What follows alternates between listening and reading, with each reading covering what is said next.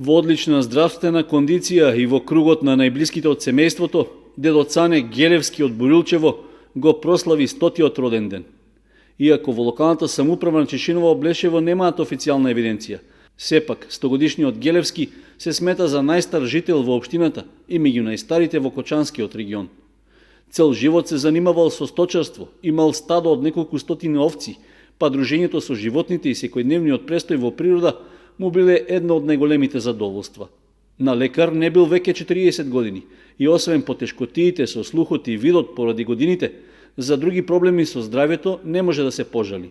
Иако веќе неколку децении е без сопругата, сепак задоволен е што децата и внуците не го оставаат сам и постојано се грижат за него.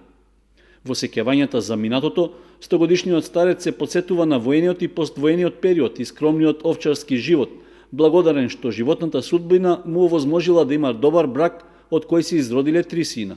Во моментот живее со еден од нив, а досега начекал да има и 7 внуци и уште 7 паравнуци.